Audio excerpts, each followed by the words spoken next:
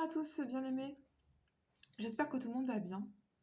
Nous allons parler aujourd'hui de la paix en Dieu. Ça, c'est un sujet qui doit nous réconforter. La paix en Dieu.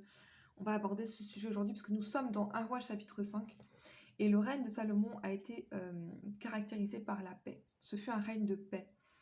La Bible dit au verset 4, « Maintenant, l'Éternel mon Dieu m'a donné du repos de toutes parts. » Donc oui, il y a des combats dans la vie chrétienne, mais il y a aussi des moments de paix. Mais je vais parler aujourd'hui de la paix de Dieu. La paix de Dieu. On va parler de la nature de la paix de Dieu. Premièrement, la paix de Dieu, c'est une personne qui s'appelle Jésus. Ésaïe chapitre 9. Donc premièrement, la paix, en fait, notre paix, c'est le Seigneur Jésus-Christ. Alléluia. Et on doit le comprendre ainsi. Ésaïe chapitre 9, à partir du verset 7. Ésaïe chapitre 9, verset 7. La Bible dit,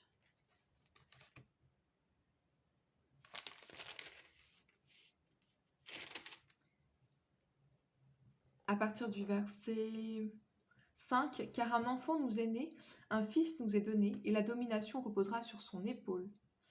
On l'appellera admirable, conseiller, Dieu puissant, Père éternel, prince de la paix. » Donc le Seigneur Jésus est qualifié de plusieurs choses ici. Et une des choses que j'aimerais que vous reteniez, c'est prince de la paix. Jésus-Christ est le prince de la paix.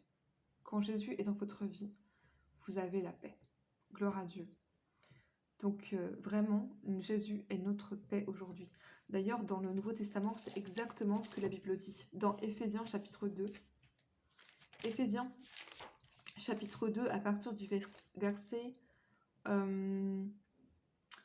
14. « Car il est notre paix, lui qui des deux n'en a fait qu'un et qui a renversé le mur de séparation. » Ensuite, au verset 17, il dit « Il est venu annoncer la paix à vous qui étiez loin, et la paix à ceux qui étaient près. Car par lui, nous avons les uns et les autres accès au Père dans un même esprit. » Donc la Bible dit que nous avons la paix avec Dieu. Et c'est Jésus-Christ qui est venu établir cette paix. Donc notre paix, aujourd'hui en tant que chrétien, c'est le Seigneur Jésus-Christ. Un dernier passage dans Michée chapitre 5. Ça c'est prophétique, du coup je reviens dans l'Ancien Testament. Mais c'est parce que ce sont des paroles prophétiques qui parlent du Seigneur Jésus. Gloire à Dieu. Michée chapitre 5, verset 5. Ce sont des paroles qui parlent prophétiquement du Seigneur Jésus. Michée 5, verset 5. La Bible dit ici, oh, gloire à Dieu. Ok. On va lire à partir du verset 1, parce que, en fait, Michée chapitre 5, c'est une prophétie sur la naissance du Seigneur. « Et toi, Bethléem, Ephrata, donc Jésus est né à Bethléem, petite entre les milliers de Juda, de toi sortira pour moi celui qui dominera sur Israël, et dont les issues sont dès les temps anciens, dès les jours de l'éternité. C'est pourquoi il les livrera jusqu'au temps où enfantera celle qui doit enfanter, et le reste de ses frères reviendra auprès des enfants d'Israël. Il se présentera et gouvernera avec la force de l'Éternel, avec la majesté du nom de l'Éternel, son Dieu, et ils auront une demeure assurée. Car il sera glorifié jusqu'aux extrémités de la terre, c'est lui qui ramènera la paix. » Michée chapitre 5, versets 1 à 4. Il parle du Seigneur Jésus et il dit, c'est lui, c'est le Seigneur qui ramènera la paix. Donc peu importe la situation dans votre vie, Jésus vous ramène la paix. En fait, j'aime bien le mot ramener, c'est-à-dire qu'il n'y avait pas la paix, mais il la ramène. C'est comme si la paix était partie et elle revient. Dans votre mariage, si vous n'avez pas la paix revient. Dans votre travail, la paix revient. Dans votre santé, la paix revient parce que Jésus est là. Gloire à Dieu. Donc la paix, c'est Jésus-Christ. Mais on va aller un peu plus loin. Quelle est la nature de cette paix que nous offre le Seigneur? Parce que nous sommes dans un monde qui est vraiment, je l'ai dit l'autre jour, je le répète encore, de plus en plus dangereux et de plus en plus instable. Le Seigneur est notre paix. Et cette paix, en fait, doit nous garder dans une certaine stabilité. C'est ça, la paix. La paix en Dieu, c'est pas quand tout va bien, comme au temps de Salomon. C'est ça la différence entre ce règne de Salomon et notre. Parce que le règne de Salomon, en fait, simplement, prophétiquement, c'est le règne de Christ. Le règne millénaire qui n'a pas encore été établi. Vous savez bien que on est encore en train d'attendre l'enlèvement, donc on est encore dans cette période où il y a encore beaucoup de troubles. Mais le Seigneur est notre paix même aujourd'hui. Et on va voir ça rapidement. Jean 14. Jean 14, à partir du verset 27. Jean 14, verset 27. Donc c'est les paroles du Seigneur qui dit, je vous laisse la paix, je vous donne ma paix. Je ne vous la donne pas comme le monde donne. Que votre cœur ne se trouble pas et ne s'alarme pas. Donc la différence entre la paix de Dieu et la paix du monde, c'est que la paix du monde, c'est quand tout va bien. Effectivement, on a la paix. Ça, c'est pas difficile à comprendre. Quand il n'y a pas de crise, on a la paix. Maintenant, la paix en Dieu, c'est quand tout va mal parfois, on a quand même la paix. Et ça, c'est vraiment incroyable. Je sais pas si vous avez déjà expérimenté ça. Quand vous avez une crise énorme dans votre vie, mais qu'en fait, malgré tout, vous pouvez pas comprendre, mais vous avez quand même la paix. Ça, c'est la présence de Dieu. La présence de Dieu dans votre vie fait que la paix peut être là en toutes circonstances. Gloire à Dieu.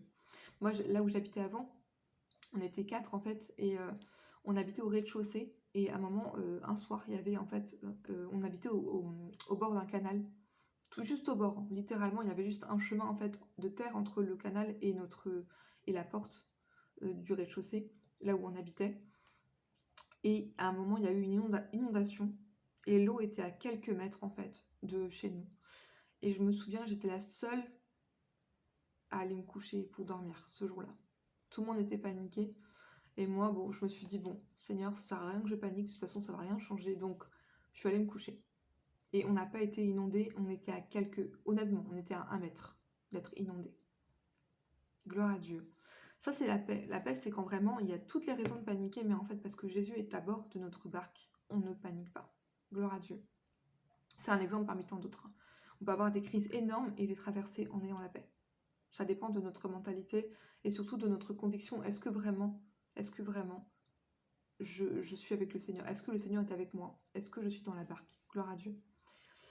Il y a un passage que je vais vous partager qui correspond bien aux événements qui se passent actuellement, à l'époque dans laquelle nous vivons, parce qu'on vit dans une époque où franchement, il faut avoir le Seigneur pour avoir la paix. Il n'y a aucune autre solution. Il n'y a aucune autre source de paix aujourd'hui que le Seigneur Jésus-Christ. Gloire à Dieu. Jérémie 51, et je vais m'arrêter là pour aujourd'hui. Jérémie 51, verset 46. Jérémie 51, verset 46. La Bible dit ici que votre cœur ne se trouble pas. Donc en fait, ça reprend les paroles qu'on a vues dans Jean 14, verset 27. Donc j'insiste vraiment là-dessus. Quelqu'un a besoin d'entendre ça. Que ton cœur ne se trouble pas et ne t'effraie pas. Que votre cœur ne se trouble pas et ne vous effrayez pas. Des bruits qui se répandront dans le pays, car cette année surviendra un bruit, et l'année suivante un autre bruit. La violence régnera dans le pays, et un dominateur s'élèvera contre un autre dominateur. Donc ça résume très bien ce qui est en train de se passer actuellement. On entend tous les jours des nouvelles catastrophiques. Un tremblement de terre par ici, une guerre par là, une famine par ici, une tragédie. Récemment, il y a quelque chose qui s'est passé en Suisse, là, ça m'a vraiment bouleversée. Moi, franchement, ça m'a vraiment choquée. Vous savez, l'incendie qui a fait 40 morts, là, ça m'a vraiment... Autant, en général, j'essaie de protéger mon cœur contre les informations comme ça, mais là, ça m'a vraiment touchée. Je trouvais ça vraiment, vraiment difficile. Donc voilà, un bruit succède à un bruit, etc. Mais malgré tout cela, l'injonction est là, il dit que votre cœur ne se trouble pas et ne soyez pas effrayés. Gloire à Dieu.